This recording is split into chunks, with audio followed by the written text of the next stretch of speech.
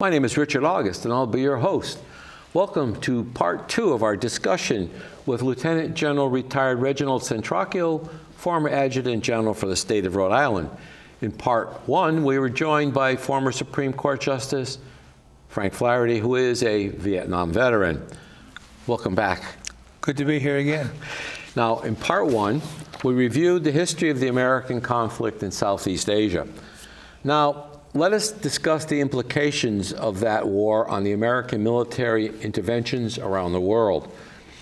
In a speech in November 1984, Secretary of Defense Caspar Weinberger discussed what later became known as the Powell Doctrine, after General Colin Powell, chairman of the Joint Chiefs of Staff, in the run-up to the first Gulf War in 1990.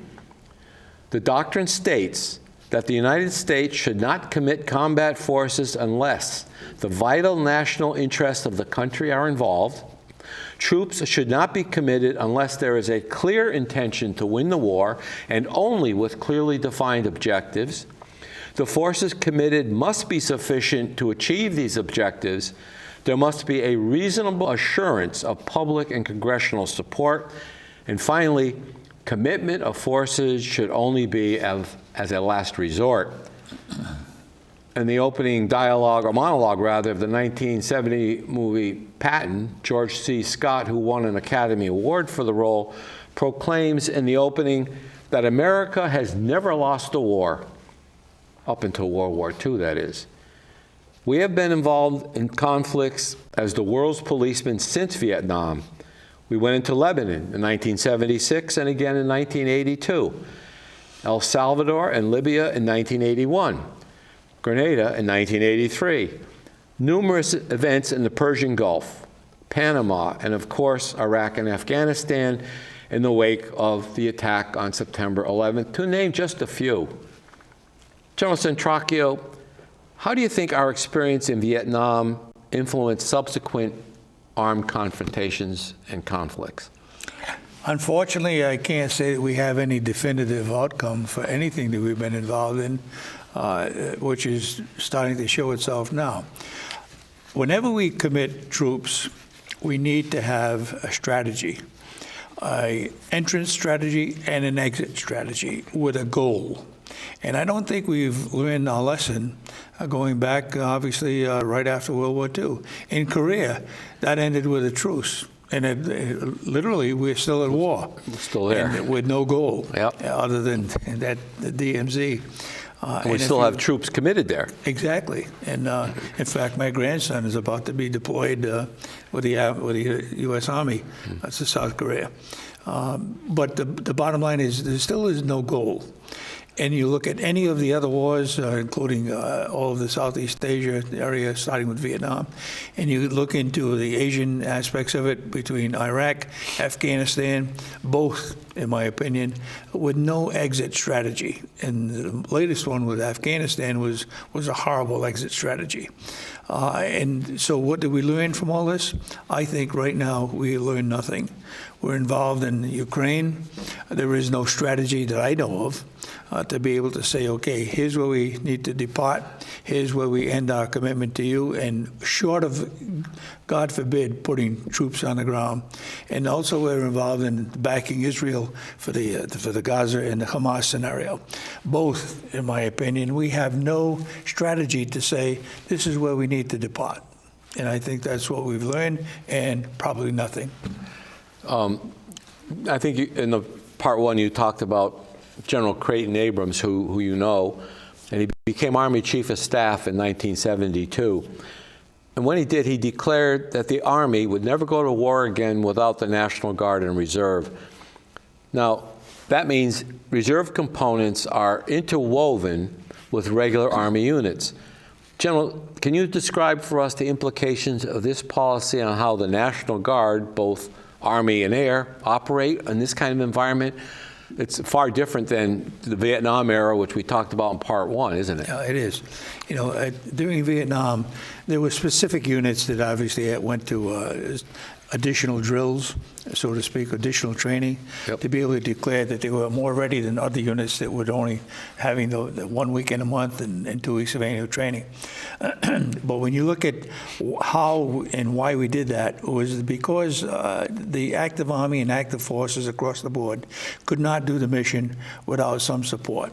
The draft that was put into effect showed that you could not take someone, put them into basic training, into advanced individual training, and become clearly able to do the war mission without a significant amount of training, where the Guard was already trained to that point and they'd be able to fall in and do the mission. It changed the Guard tremendously. During my tenure of about 10 years, I saw a tremendous change.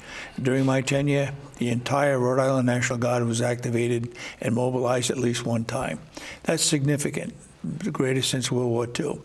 But the reason for that is that the Army became more, and the Air Force became more dependent upon the reserve components, including the Guard and the reserve, to be able to fall in on a mission without having to be worrying about significant training to bring them up to that point. So Abrams is right. You cannot have another war, any scenario, without the reserve components being part of that. In what has become known as the first Gulf War in 1990-91, the unit experiencing the highest casualty rate, believe it or not, was the 14th Quartermaster Detachment from an Army Reserve unit in western Pennsylvania that was hit with a Scud missile in a barracks in Al Khabar, Saudi Arabia. 28 Americans were killed, 13 of them from the 14th Quartermaster, and among the 98 wounded were 39 from that unit, which represents a 75% casualty rate from one missile strike. This caused considerable anguish, as you might expect, in a largely rural area of the country. These are considered to be non-combatant jobs. They had been trained as a water purification unit, and they were in a country outside of the combat zone, which was taking place in Iraq and Kuwait. General, does this suggest the danger of sending units from local Guard and reserve units to war? In other words, one of the principles is that we do not want to risk an adverse public reaction or congressional reaction. So when you take these units that are largely local and expose them to combat with active Army units, do you think that might be working against public opinion if there's an incident like this with a high casualty rate? No, I don't. I think the general public has accepted the fact that there's been a tremendous change to the reserve components. What used to be, in the case of the National Guard, what used to be just an available resource for the governors of the several states to deal with such things as hurricanes and floods and snowstorms and so on and so forth. And even back during my time in the 1950s, if there was a snowstorm, they would cancel the training assembly. That's no longer the case. Today, when there's a snowstorm, you put people on alert to be able to respond to it. Yeah.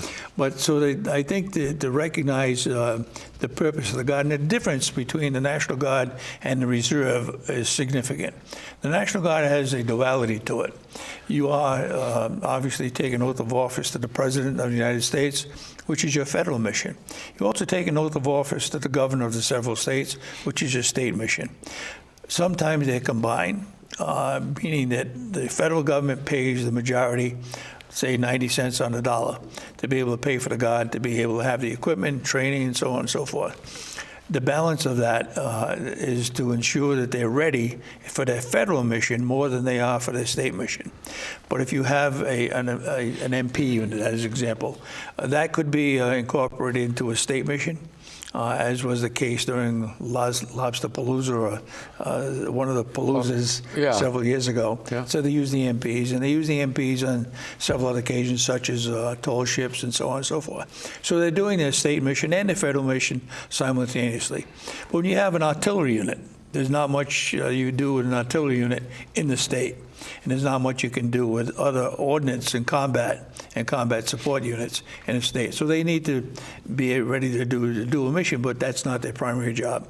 So to answer your question, I don't think it has any effect on what the people. I think it's embraced the people to know that the National Guard and reserve components are a very real and important place to support the overall war mission or any scenario where it calls for troops to be on the ground.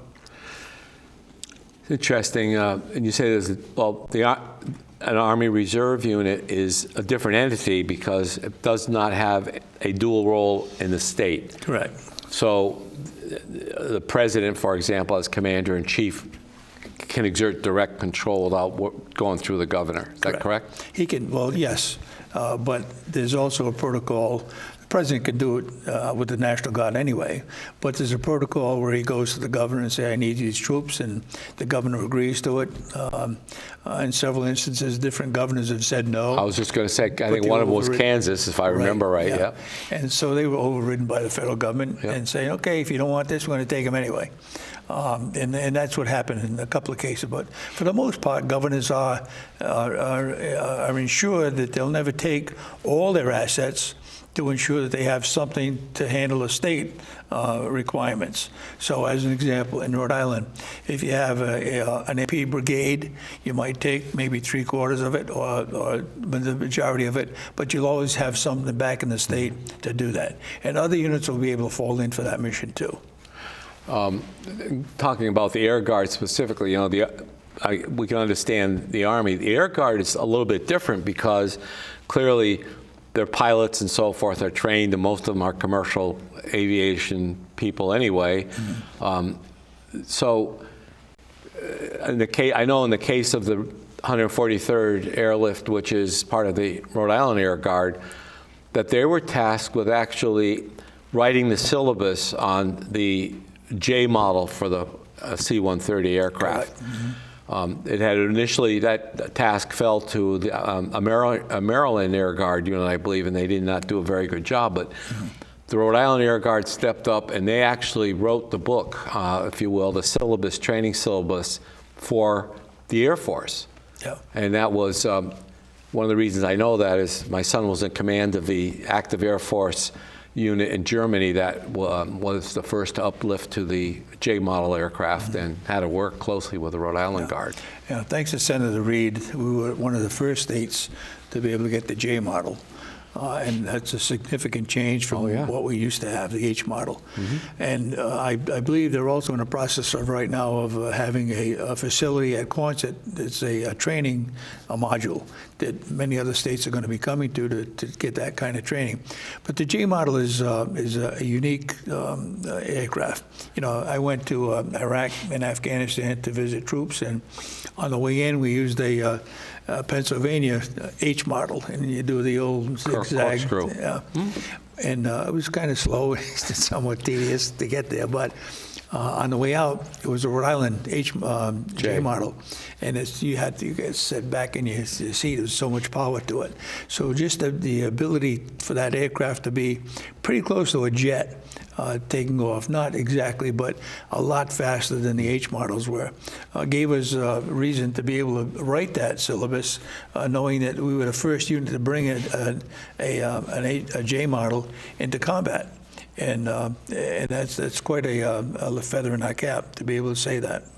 The first Gulf War lasted 100 days, and President George H.W. Bush and Commanding General Norman Schwarzkopf were criticized for not pursuing Iraqi forces into Baghdad and removing dictator Saddam Hussein.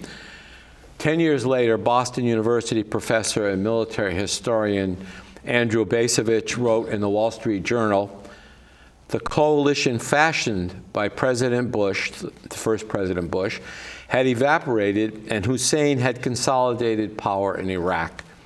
In January 1993, the victor in Iraq, President Bush 41, had been defeated by Bill Clinton, who in 1998 authorized a bombing campaign that amounted, and I'm quoting, amounted to little more than a pyrotechnic display, according to Professor Bracevich. After 8 years of the Clinton foreign policy, he wrote, "Saddam's position grows stronger by the day." General, we seem to be repeating the scenario over and over again. Under Bush 43, we invaded first Afghanistan in the wake of 9/11, and then Iraq for the second time. President Obama honored the campaign pledge that he had in Iraq to end that war, withdrew our troops out of there. The country failed to become a Jeffersonian democracy that Bush 43 had envisioned. Our involvement in Afghanistan lasted 20 years under 3 presidents until the 4th president, President Biden withdrew our forces from that country in a somewhat helter-skelter withdrawal, shall we say, that was really very visible and also resulted in a loss of service personnel, primarily Marines and some an Army soldier, and terrorist suicide bombing attack at the airport. Does this an indication that we've learned nothing from our Vietnam experience? I think that's a fair statement. Yes, I don't think we've learned anything other than to repeat ourselves over and over in doing the same thing without an entrance strategy and having simultaneously an exit strategy and a goal to obtain. Those 2 last ingredients seem to be missing as far as I can see. We know how to go in, but we know how to get out. And we don't know how to get out. And Afghanistan is a good example of that. I recognize that perhaps staying there longer would have been as disastrous as the first several years that we were there. But you don't leave like we did. And that brings us to the next observation that I have. When you go back to Vietnam for a minute, originally they said, we're going to send advisors into the war, but we're not going to put boots on the ground. But we're going to send advisors in to tell them how they should win this battle. But then the advisors became under fire, and then you had to get some reinforcements for them. And then they became under fire, and you had to get, and all of a sudden, we end up with something with 500,000 troops on the ground, and we lost 58,000 of them. Yet, we got out of Vietnam, not in a good way. And right now, we're buying tires from Vietnam, and we're buying other stuff from Vietnam. So you wonder, and the American people looks at that and say, why did we lose 58,000 people when all of a sudden we become friendly with them, if you will? Yeah, trading partners. Yeah. So it doesn't make, so when you say we're going to, and you see all the protests that are going around right now, I don't endorse the kind of protesting they're doing. But when you look at the protesters, they're really not aware of what they're protesting against. When you talk about, and I know I'm going from one war to another, but they all seem to fit the same scenario. The kids who are protesting on the colleges about the Palestine and Israel, Palestinians are not under pressure by anybody except Hamas. That's the target. But they say that the Palestinians are being persecuted. Well, unfortunately, they're being casualties in the whole war. But Hamas is the problem. That's what they should be demonstrating against. And if you look at the Ukrainian scenario, we don't have a clear exit strategy with that either. So back to your point, have we learned anything? I don't know that we have, because I don't see any clear definition of how much we're going to put in there monetarily, and whether in fact somebody keeps talking every so often about putting boots on the ground. That would be a hazardous scenario and a slippery slope if we did that. The Ukraine has been described by some people as a proxy war that, if you think about it, resembles somewhat Vietnam, because we had, after the assassination of President Jim, we installed a puppet government in Saigon that really was beholden to the United States. In Ukraine, we're dealing with a government that is headed up by actually a Russian-speaking Ukrainian who was a B-level comedian before he got installed, and it's known as a corrupt government, and our strategy seems to be keep giving them more and more money. Now, I was speaking to a recently retired Air Force general, who I think you know, who said that one of the reasons we are doing this is to to field test all this weaponry we have. That we wanted to see how some of these things actually would work in battle. And at the beginning of that war, of course, we were inflicting pretty serious losses on the Russians because they had not adopted or adapted their tactics to what weaponry was being given to the Ukrainians. But having said that, it just seems to me that, again, as you said, there's no, when is victory going to be determined? What does victory look like? If it becomes down to a negotiated settlement, then what's going to happen to the puppet government we have? I mean, they've probably taken enough money out of the pot to be able to go and live comfortably on the Riviera somewhere. But it's just a very frustrating thing for those of us who came up during Vietnam. And as you know, you talk about campus protests. One of the really turning points of the war was at Kent State University, you recall, where National Guard troops opened fire on student demonstrators very tragically, killing and wounding several. And then all that did was add fuel to the fire, and more and more people were upset, and particularly college students, until the draft went into the lottery system. College students, you would get a 2S deferment as long as you were a full-time student. You didn't have to worry about getting drafted as long as you retained that. As soon as you graduated, as happened to me, you would receive like an interim classification. Then you went for your physical. If you were 1A and you were a male, you knew you were going to go in the service within a few months. And you know, probably in the wake of, it wasn't much different after Korea. Yeah. If you were an able-bodied male, you were considered to be service-bound. At some point, you were going to have to go in the service, whether you were drafted or joined, or one way or another, you knew you had a service requirement, right? Mm-hmm. Young people today don't have that. Yeah, well, they still have, allegedly, they still have the registration for the draft. Yeah. I'm not sure that that's complied with for the most part, but there's still a basis to be able to resurrect the draft if you have we need to, sure. And I'm not sure that many of them know that. So I'm hopeful that at some point they'll be educated to that point. If you're going to be a demonstrator, you're going to be a protester, you better be aware of what you're protesting, because you may be defending it the next day somehow or other. I want to take off on a little bit on what you talk about, the proxy war. That's I think, very true. When you looked at, when you talked about the Scud missile, that gave us real reason to develop the Patriot system. Mm-hmm. And that's very effective today. And that's still in place here and there. At the same time, while we're talking about all these wars, my experience and my time was basically on missile sites in the United States, specifically in Rhode Island. While we were going through the Vietnam War, we were still going through a very cold war, and not so much cold at one point with Russia, and specifically wanting to protect our cities. In Rhode Island, we had 5 missile sites at one time to protect the general population from Russian aircraft. Well, also protect Newport, Melville, Groton, also protected Groton, Long Point, and right. So all those things were in the background, but very, very much in place to be able to defend something.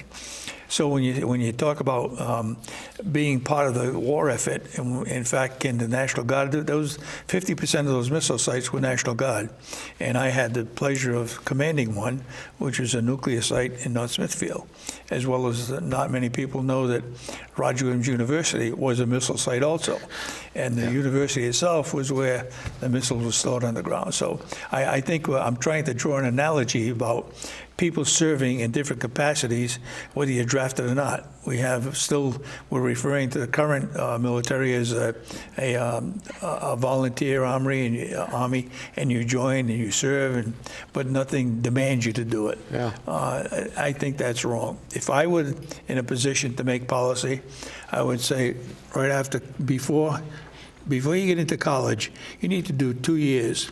Not necessarily all in the military, but 2 years of service, and then you go to college. Yeah. And then I think you'd probably see the drug problem disappear to quite a bit, the gang problem disappear, and you'd see somebody getting out of college in 4 years with better discipline and a set of values.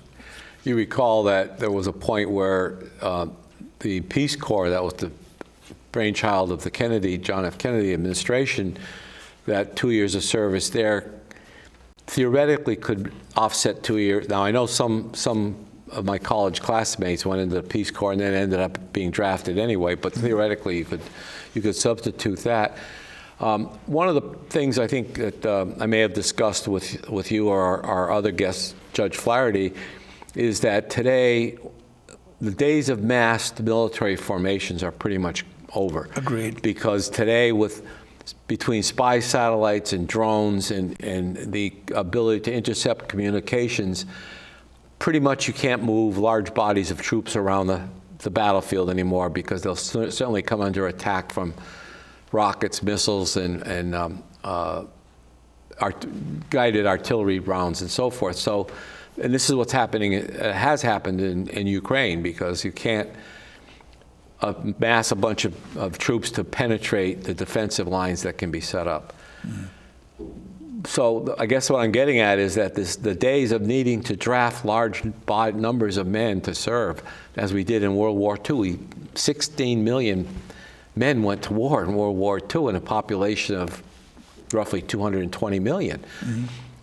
Those days are gone, because it's not viable to do that. And the technology is so great today that you can't just take somebody out of high school and say, okay, here, you're going to go fly a helicopter. Yeah. Or even drive a truck today. Right. The modern trucks have all computerized stuff. You just touched it right on the head. You know, technology is something that has replaced the massive formations. Mm-hmm. If you look at, and I think massive formations certainly available in part of the war strategy. Once you achieve your goal, you have to protect it. But then you need protection for that mass. So once you've won the war, you've saw the goal and eliminated the threat of people taking advantage of those mass formations, I think to do that now on the front end is not the strategy that we're looking at. Your termination on technology really is where we are. If you look at jumping into a vehicle today versus jumping into it in the 1950s when I did, and perhaps you in the 60s and 70s maybe. 60s. 50s. So, you know, all you do is turn a switch and you step on the pedal and you go. Yep. Today, it's a lot different. Yep. You have to set the computer and hope the computer's your friend and tell you where you're going to go and so on and so forth. And to be able to do that, you have to have a certain level of expertise and to train up to that. To train up to that point is something else. Yeah. And besides that, if you look at our dependency on communications, specifically with satellites and such as GPS. When I get out of here, I'll put in, where I'm going, and I'll be told where I'm going to go by a satellite. You destroy that capability, and I may not go where I want to go. Yeah, figure out where you're going. Yeah, don't remember where you were going. The same thing applies to any armament we have today is fulfilled with a technology that must be sustained. Yeah. And just point out one thing, I went to a nuclear school and trying to learn how to use nuclear weapons in an effective way. Just one or two nukes would destroy that ability for us to have any communications with the electromagnetic pulse that occurs. Yeah, so you don't want to go that route. Yeah. So I think both armies would be ineffective to be able to fight a war. Yeah. Well, you were drawing the comparison between the H model and the J model of the C-130 aircraft. The H model, as you know, you had a navigator on board. That's right. The J model, you don't have GPS. See, that's a good point. What are you going to do with the GPS? That's a good point. You have a human being telling you where you're going to go. Yeah, now a computer. Yeah, I know. Very scary. General, we want to thank you, and really enjoyed our discussion. And as the events in the Middle East, especially develop, perhaps we'll have you come back again and talk about them. And we want to thank our audience again for watching this part 2 of our discussion on the implications of the Vietnam War and the Vietnam era. Hope you enjoyed it, and we want to wish everyone a very happy New Year. Thank you for joining us.